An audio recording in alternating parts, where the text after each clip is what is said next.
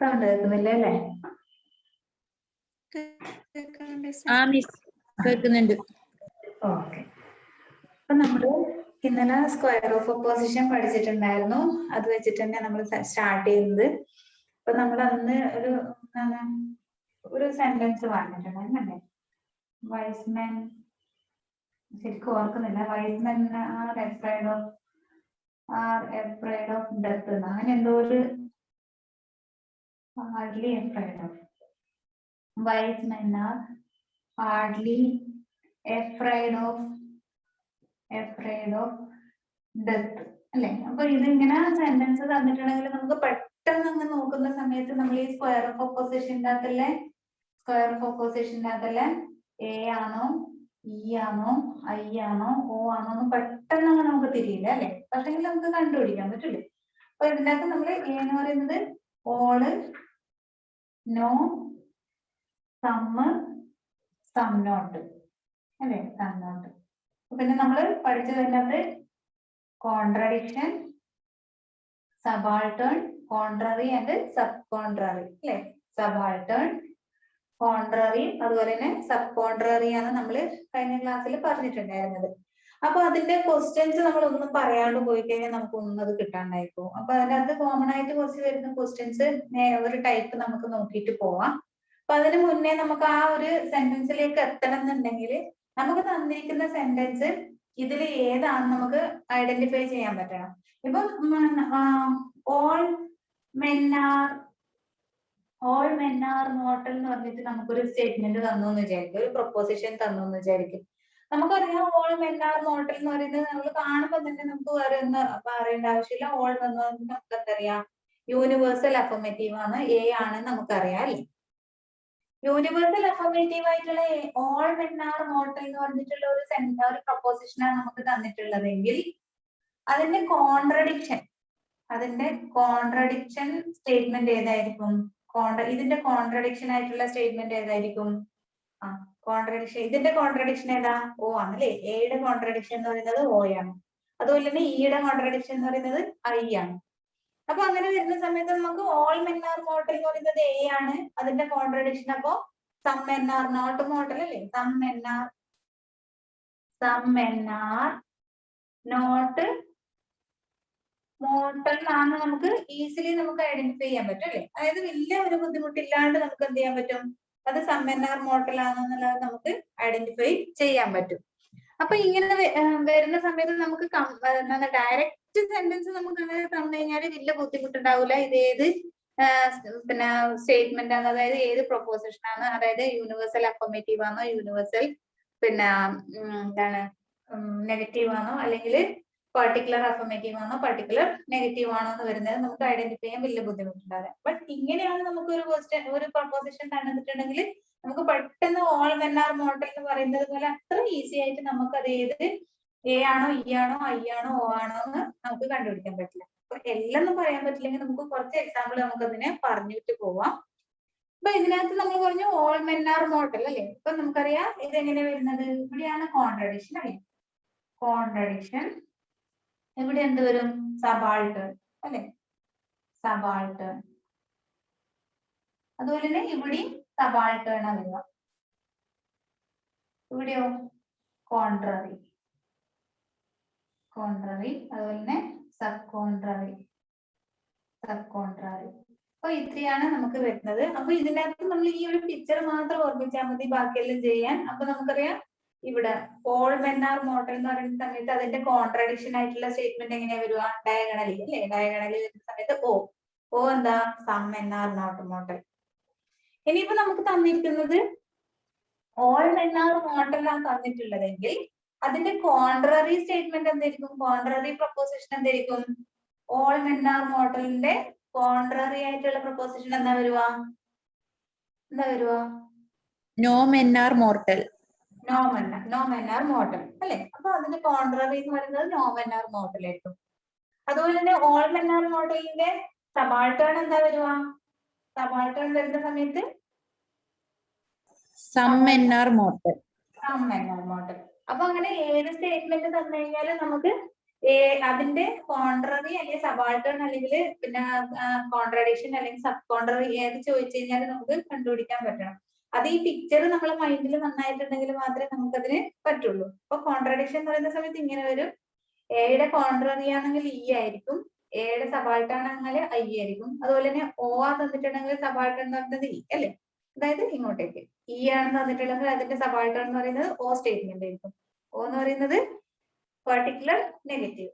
അപ്പൊ നമ്മൾ ഇങ്ങനെയുള്ള സ്റ്റേറ്റ്മെന്റ് വന്നിട്ട് പറഞ്ഞല്ലേ എല്ലാം എന്നും എന്തല്ല വൈസ് അല്ല. അപ്പൊ എന്താ വൈസ് എന്ന് പറയുന്ന ആരാണ്? സമ്മാണ് അല്ലെ. വൈസ് എന്ന് പറയുന്നത് കുറച്ച് ആൾക്കാർ മാത്രമാണ്. അതായത് കുറെ ആൾക്കാരുണ്ടെങ്കിൽ എല്ലാ ആൾക്കാരും കാര്യം എല്ലാം നമ്മൾ പറയുന്നത് ആ ആൾക്കാരിൽ വൈസ് മെൻ ആയിട്ടുള്ളവരുടെ കാര്യം മാത്രം. അപ്പൊ വൈസ് മെൻ ആയിട്ടുള്ളവരുടെ കാര്യം മാത്രം എന്ന് പറയുന്നത് എന്താ? കുറെ വൈസ് അല്ലാത്തവരുണ്ട് അല്ലെ. അപ്പൊ കുറച്ച് പേര് മാത്രമേ ആ ആൾക്കാരിന്റെ അകത്ത് കുറച്ച് പേര് മാത്രമേ വൈസ് മെൻ ഉള്ളൂ. അപ്പൊ അതുകൊണ്ടാണ് നമ്മൾ സമ്മ കൊടുത്തിട്ടുള്ളത്. ഇപ്പൊ ഇവിടെ ഹാർഡ്ലി കൊടുത്ത സമയത്ത് എന്താണ്? ഒരു നെഗറ്റീവ് ഒരു ടേം ആണല്ലേ ഹാർഡ്ലി എന്ന് പറയുന്ന സമയത്ത്.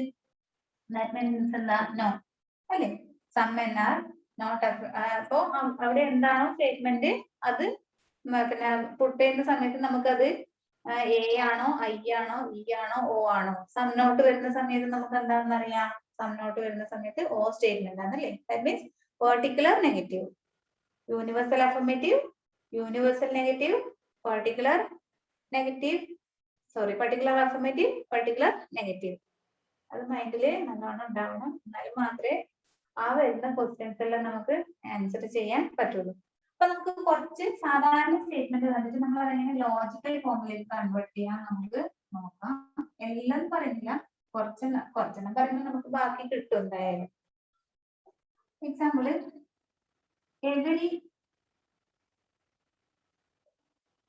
every man is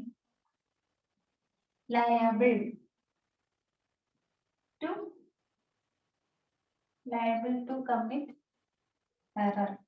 അപ്പൊ ഇങ്ങനെ എന്തെങ്കിലും ഒരു സ്റ്റേറ്റ്മെന്റ് തന്നു കഴിഞ്ഞാൽ നമ്മൾ ചിലപ്പോൾ നമുക്ക് അതിന്റെ അർത്ഥം ഒന്നും അറിയില്ലെങ്കിൽ നമ്മൾ അർത്ഥം ഒന്നും കണ്ടുപിടിക്കാനൊന്നും നോക്കാനൊന്നും നിൽക്കണ്ട. അപ്പൊ പിന്നെ ചില സമയത്ത് നമ്മൾ ഈ തന്നിരിക്കുന്നതിന്റെ അകത്ത് ചിലപ്പോൾ വലിയ കോംപ്ലക്സ് ആയിട്ടുള്ള പിന്നെ വേർഡ് ഒക്കെ ഉണ്ടാവും. എന്നെ സംബന്ധിച്ചിടത്തോളം എന്താ പറയുന്നത്, ഞാൻ അങ്ങനെ ഭയങ്കര ഇംഗ്ലീഷ് മീഡിയം ഒന്നും പഠിക്കാത്തതുകൊണ്ട് മലയാളം മീഡിയം സാധാരണ മലയാളം മീഡിയത്തിൽ പഠിച്ചതുകൊണ്ട് എനിക്ക് അങ്ങനെ വലിയ കോംപ്ലക്സ് ആയിട്ടുള്ള സ്റ്റേറ്റ്മെന്റ് ഒക്കെ വരുന്ന സമയത്ത് എനിക്ക് ഭയങ്കര ബുദ്ധിമുട്ടാണ്. അപ്പൊ പക്ഷേ നമ്മൾ അതിനെപ്പറ്റി ബോധേഡാവേണ്ട ആവശ്യമേ ഇല്ല.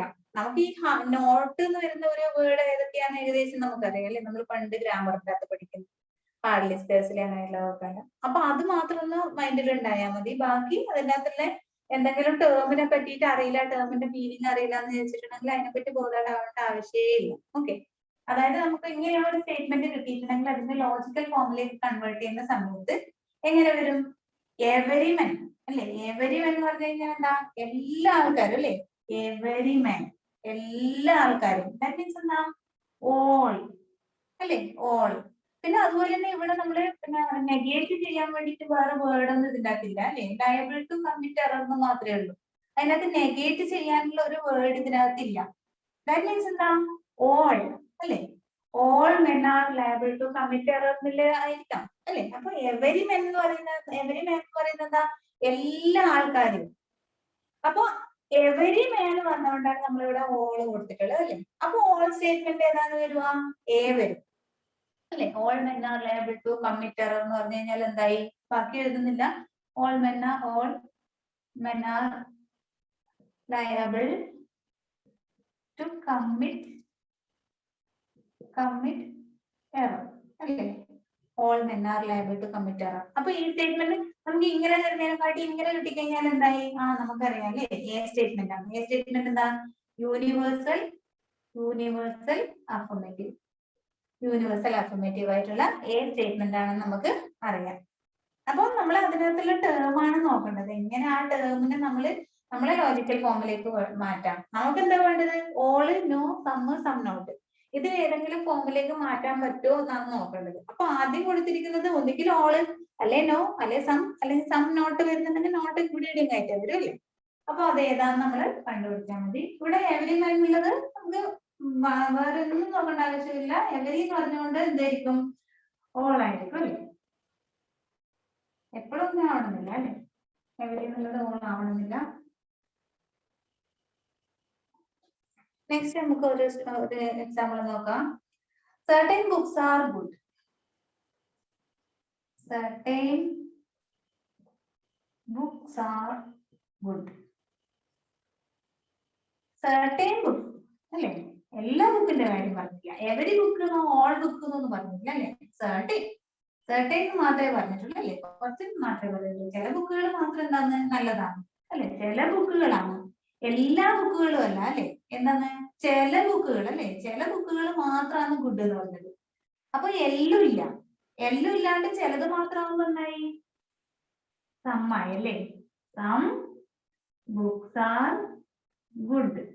അപ്പൊ ഇവിടെ നമുക്കറിയാം, ഇവിടെ നോക്കുന്ന സമയത്ത് ബുക്സ് ആർ ഗുഡ് എന്നാണ് ഉള്ളത് അല്ലെ. അവിടെ എവിടെ ഒരു നെഗേറ്റ് ചെയ്യാൻ വേണ്ടിയിട്ട് അല്ലെങ്കിൽ നെഗറ്റീവ് ആയിട്ടുള്ള ഒരു മീനിങ് വരാൻ വേണ്ടിയിട്ടുള്ള വേർഡ് ഒന്നും ഇവിടെ കൊടുത്തിട്ടില്ല. അപ്പൊ എന്താണ്, സം നോട്ട് ഇല്ല അല്ല. സമ്മ വന്നു കഴിഞ്ഞാൽ നമുക്ക് അതല്ലേ കൺഫ്യൂഷൻ, സം ആണോ സം നോട്ട് ആണോ എന്ന കൺഫ്യൂഷൻ. അപ്പൊ സമ്മ വരുന്ന സമയത്ത് നമ്മൾ ഇവിടെ ബാക്കി ബുക്സ് ആർ ഗുഡ് എന്ന് പറയുന്ന സമയത്ത് നമ്മുടെ സബ്ജക്റ്റും അതുപോലെ തന്നെ പ്രെഡിക്കേറ്റും കോപ്പുലയും മാത്രമേ ഉള്ളൂ അല്ലെ. ക്വാണ്ടിഫയർ, സബ്ജക്റ്റ്, പ്രെഡിക്കേറ്റ്, കോപ്പുല അത്ര മാത്രമേ ഉള്ളൂ. അപ്പൊ അതിനിടയിൽ നമ്മൾ നെഗേറ്റ് ചെയ്യുന്ന വേർഡ് ഒന്നുമില്ല. അപ്പൊ അതുകൊണ്ട് എന്താണ്, ഈ സം ബുക്സ് ആർ ഗുഡ് എന്ന് പറയുന്നത് ഏതിനകത്ത് വരും, ഐ സ്റ്റേറ്റ്മെന്റ് അല്ലെ. ഐ സ്റ്റേറ്റ്മെന്റ്, ദാറ്റ് മീൻസ് എന്താ, പെർട്ടിക്കുലർ അഫർമേറ്റീവ്. പെർട്ടിക്കുലർ അഫർമേറ്റീവിനകത്ത് വരും. പെർട്ടിക്കുലർ ആണ് സർട്ടൈൻ. സർട്ടൈൻ എന്ന് പറഞ്ഞു കഴിഞ്ഞാല് പെർട്ടിക്കുലർ ആണ്, ചിലത് അല്ലെ. അപ്പൊ സം ബുക്സ് ആർ ഗുഡ് എന്ന് പറയുന്നത് ഐ സ്റ്റേറ്റ്മെന്റിനകത്ത് വരും. ഇപ്പൊ ഇവിടെ നമ്മള് ക്വസ്റ്റ്യൻ ചോദിച്ചിരിക്കുന്നത് സർട്ടൈൻ ബുക്സ് ആർ ഗുഡ്. ഇതിന്റെ കോൺട്രഡിക്ഷൻ ആയിട്ടുള്ള സ്റ്റേറ്റ്മെന്റ് ഏതാണെന്ന് നമ്മൾ ചോദിക്കുന്നത്. അപ്പൊ സർട്ടൈൻ ബുക്സ് ആർ ഗുഡ് എന്നാണ് തന്നിട്ടുള്ളതെങ്കിൽ നമുക്ക് അതിന് എന്ത് കൺവേർട്ട് ചെയ്യാൻ പറ്റണം, അതിന് നമ്മൾ അതിന്റെ കറസ്പോണ്ടിങ് ആയിട്ടുള്ള ലോജിക്കൽ ഫോമിലേക്ക്. അപ്പൊ എപ്പോൾ എല്ലാം പറയുമ്പോഴേ നിങ്ങൾക്ക് അത് കുറച്ച് ബുദ്ധിമുട്ടായി തോന്നുള്ളൂ. കുറച്ച് ചെയ്തൊരു പ്രാക്ടീസ് ആവുന്ന സമയത്ത് ഇതൊന്നും ഒരു ബുദ്ധിമുട്ടേ ആയിരിക്കില്ല. സർട്ടൈൻ തന്നെ കാണുമ്പോൾ തന്നെ നമ്മൾ ഓട്ടോമാറ്റിക്കലി സംഭവം അങ്ങനെ നമ്മളെ മൈൻഡിൽ വന്നോളൂ. ഓക്കെ, സർട്ടൈൻ ബുക്സ് ആർ ഗുഡിന്റെ കോൺട്രഡിക്ഷൻ ആയിട്ടുള്ള സ്റ്റേറ്റ്മെന്റ് നമ്മളോട് ചോദിച്ചിട്ടുണ്ടെങ്കിൽ എന്താ പറയാ, സർട്ടൈൻ ബുക്സ് ആർ ഗുഡ് എന്നല്ല, ആദ്യം നമുക്ക് ഏതിനെ കൺവേർട്ട് ചെയ്യാൻ പറ്റണം, സം ബുക്സ് ആർ ഗുഡ് അല്ലെ. സം ബുക്സ് ആർ ഗുഡ് ആണെങ്കിൽ അതിന്റെ കോൺട്രഡിക്ഷൻ ആയിട്ടുള്ള സ്റ്റേറ്റ്മെന്റ് എന്താ, നോ ബുക്സ് ആർ ഗുഡ് അല്ലെ. സം ബുക്സ് ആർ ഗുഡ് ഇവിടെയാ വരും അല്ലെ. Some books are good. Some books are good ആണെങ്കിൽ അതിന്റെ കോൺട്രഡിക്ഷൻ ആയിട്ടുള്ള സ്റ്റേറ്റ്മെന്റ് ഇവിടെ, no books are good.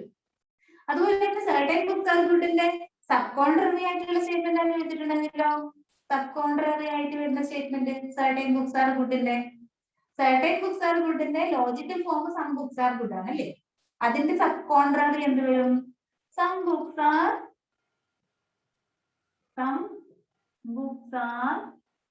Not good അല്ലെ.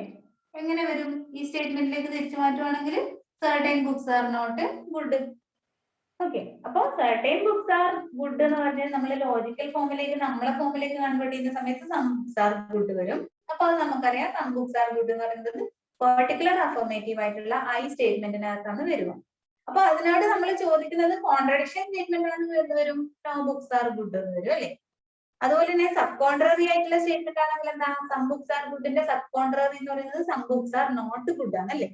ആ സമയത്ത് നമ്മൾ ഈ സ്റ്റേറ്റ്മെന്റിലേക്ക് സാധാരണ ഒറിജിനൽ സ്റ്റേറ്റ്മെന്റിലേക്ക് മാറ്റുന്നുണ്ടെങ്കിലോ certain books are not good എന്ന് വരും.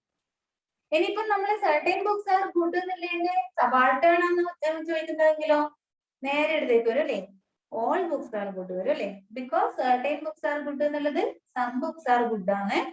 സം ബുക്സ് ആർ ഗുഡിന്റെ സബാൾട്ടേൺ എന്താ വരുക, ഓൾ ബുക്സ് ആർ ഗുഡ് എന്ന് വരും.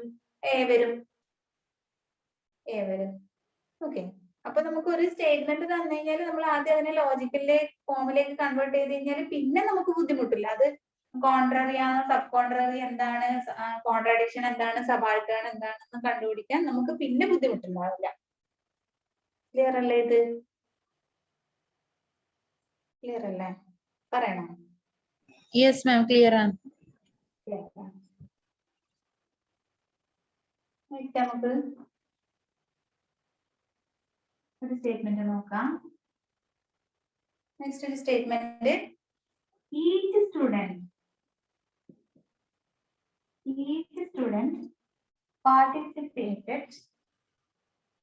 participated in the event അല്ലേ.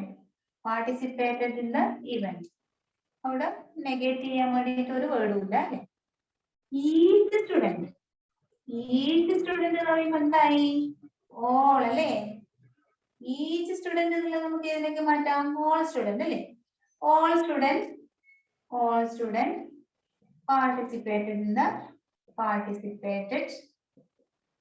participated in the event അല്ലേ? അപ്പൊ എന്തായി? നമ്മൾ അതിനെ ലോജിക്കൽ ഫോമിലേക്ക് കൺവേർട്ട് ചെയ്തു അല്ലേ? അപ്പൊ ഇനി നമ്മൾക്ക് ലോജിക്കൽ ഫോമിലേക്ക് കൺവേർട്ട് ചെയ്ത് കഴിഞ്ഞാല് പിന്നെ നമുക്ക് ഇതിനോട് കോൺട്രാഡിക്ഷൻ ആയിട്ടുള്ള സ്റ്റേറ്റ്മെന്റ് ചോദിച്ചിട്ടുണ്ടെങ്കിൽ എന്താണ്? Some students are not participated in the event. എന്തുകൊണ്ട്? All students are participated in the event എന്ന് പറയുന്നത് എവിടെയാ വരുക അല്ലേ? All students participated in the event എന്ന് പറയുന്നത് എയിലാ വരുക അല്ലേ? അതായത് യൂണിവേഴ്സൽ അഫർമേറ്റീവിന്റെ അകത്ത് വരുക. അപ്പൊ ആ സമയത്ത് നമ്മളോട് കോൺട്രാഡിക്ഷൻ ചോദിച്ചു കഴിഞ്ഞാൽ എന്താ? Some students are not participated in the event. അതുപോലെ തന്നെ കോൺട്രറി ആണെങ്കിലോ no student participated in the event അല്ലേ? ആരും പങ്കെടുത്തിട്ടില്ല. സബാൾട്ടേൺ ആണെങ്കിലോ some students participated in the event. അപ്പൊ ഏത് സ്റ്റേറ്റ്മെന്റ് ആണെങ്കിലും നമുക്ക് കണ്ടുപിടിക്കാൻ പറ്റും. ബട്ട് എന്തായിരിക്കണം? ആദ്യം നമുക്ക് ഈ ഫോമിലേക്ക് കൺവേർട്ട് ചെയ്യാൻ പറ്റും അല്ലേ? അത് നമ്മൾ ഇത് സ്റ്റേറ്റ്മെന്റും അതുപോലെ തന്നെ ഇവിടെ എവിടെയെങ്കിലും നെഗേറ്റ് ചെയ്യുന്ന എന്തെങ്കിലും വേർഡ് ഉണ്ടോ എന്ന് നോക്കിക്കഴിഞ്ഞാൽ നമുക്ക് ഈസി ആയിട്ട് കൺവേർട്ട് ചെയ്യാൻ പറ്റും. അപ്പൊ ഈച്ച് സ്റ്റുഡന്റ് ആയതുകൊണ്ട് നമ്മൾ ഓളിലേക്ക് കൺവേർട്ട് ചെയ്തു. ഓൾ എന്ന് പറയുന്നത് എന്താണ്? നമ്മളെ യൂണിവേഴ്സൽ അഫർമേറ്റീവ് ആയിട്ടുള്ള എ സ്റ്റേറ്റ്മെന്റിലായിട്ട് വരും അല്ലെ? ഈ പ്രൊപ്പോസിഷനകത്താണ് വരും. നെക്സ്റ്റ് ഏതെല്ലാം നോക്കാം.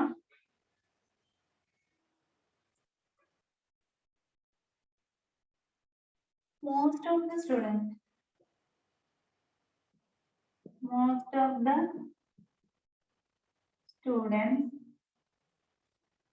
are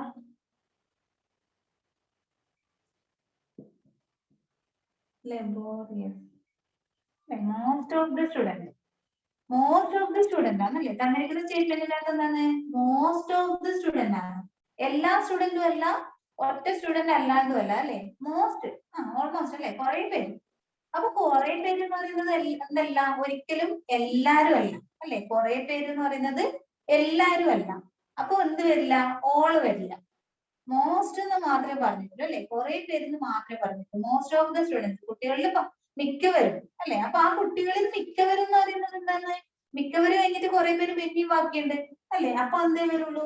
സമ്മ അല്ലെ? സമ്മേ വരുള്ളൂ. അപ്പൊ എന്തുകൊണ്ടാണ് സംഭവം എന്ന് പറഞ്ഞാല് മോസ്റ്റ് ഓഫ് ദി സ്റ്റുഡൻസ് എന്ന് പറഞ്ഞ് ഓൾ സ്റ്റുഡൻസ് എന്ന് പറഞ്ഞിട്ടില്ല, അല്ലെങ്കിൽ ഈച്ച് സ്റ്റുഡൻസ് എന്ന് പറഞ്ഞിട്ടില്ല. അപ്പൊ എന്ത് വരും? മോസ്റ്റ് ഓഫ് ദി സ്റ്റുഡൻസ് എന്ന് പറയുന്ന സമയത്ത് സം. എന്തുകൊണ്ടാന്ന് പറഞ്ഞു കഴിഞ്ഞാൽ മോസ്റ്റ് ഓഫ് ദി സ്റ്റുഡൻസ്, മിക്ക സ്റ്റുഡൻസ് എന്ന് പറഞ്ഞു കഴിഞ്ഞാൽ ആ മിക്ക സ്റ്റുഡൻസ് കഴിഞ്ഞിട്ടും പിന്നെയും കുറച്ച് കുട്ടികൾ അവിടെ ബാക്കിയുണ്ട് അല്ലേ? അപ്പൊ അവര് ഇതിൽ പെടൂല. അപ്പൊ എന്ത് വരും? Some students are laborious. Some students are laborious എന്ന് എവിടെ വരും? ഐ സ്റ്റേറ്റ്മെന്റ് അല്ലേ? എവിടെ വരും? I statement. ഐ സ്റ്റേറ്റ്മെന്റിന്റെ കോൺട്രഡിക്ഷൻ ആണെങ്കിൽ നോ സ്റ്റുഡൻസ് അല്ലേ? അതുപോലെ തന്നെ സബ് കോൺട്രറി ആണെങ്കിൽ സം നോട്ട് വെച്ചിട്ട്, അതുപോലെ തന്നെ സബാൾട്ടേൺ ആണെങ്കിൽ ഓൾ സ്റ്റുഡൻസ് വെച്ചിട്ട് പറയും അല്ലേ? ഓൾ സ്റ്റുഡൻസ് വെച്ചിട്ട്. അപ്പൊ അത് നമുക്ക് എഴുതാൻ പറ്റണം.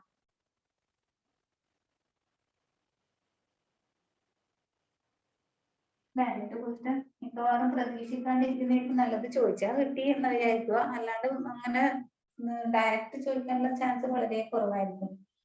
അടുത്തൊന്ന് നോക്കാം നമുക്ക്. മെനി ഇന്ത്യൻസ് ആർ റിലീജിയസ് അല്ലെ? മെനി ഇന്ത്യൻസ് ആർ റിലീജിയസ് അല്ലെ? സബ്ജക്റ്റും അതുപോലെ തന്നെ പ്രഡിക്കേറ്റും കുഴപ്പമില്ല. അതിനകത്ത് വേറെ നോട്ട് വരുന്ന വേർഡ് ഒന്നും നമുക്ക് ഇതിനകത്ത് ഇല്ല. അപ്പൊ എന്തല്ല? നോട്ട് വരുന്നില്ല, നെഗേറ്റ് ചെയ്യുന്നില്ല. അപ്പൊ എന്തായിരിക്കും?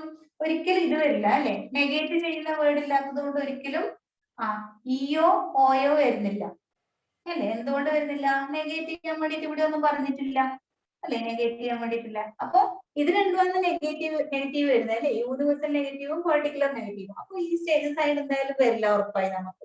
അപ്പൊ ഇപ്പത്തെ ഏതോ ഒന്നാണ് അഫർമേറ്റീവ് ആണ്, പോസിറ്റീവ് ആണ് അല്ലെ? അത് എ ആണോ ഐ ആണോ, ദാറ്റ് മീൻസ് ഓൾ ആണോ സം ആണോ എന്ന് നമുക്ക് കണ്ടുപിടിക്കണ്ടേ.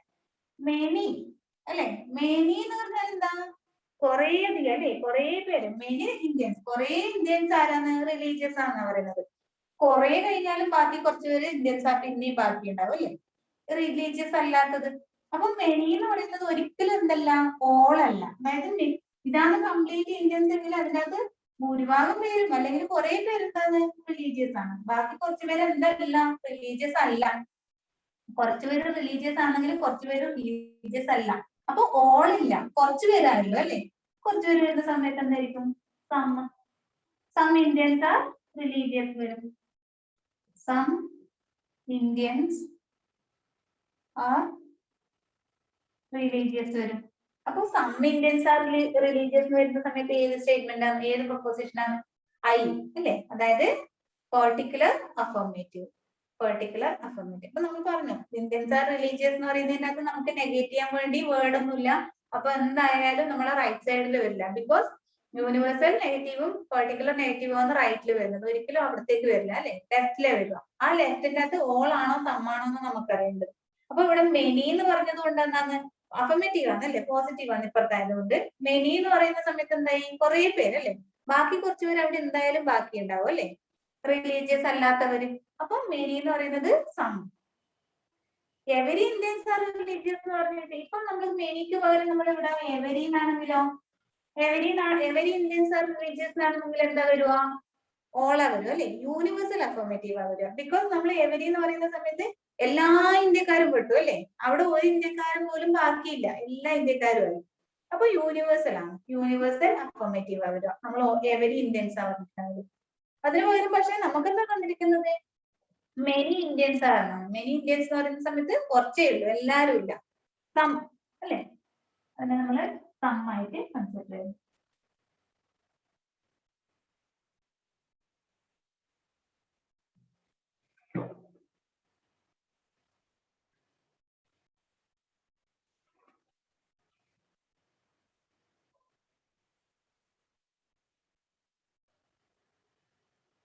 അടുത്തത്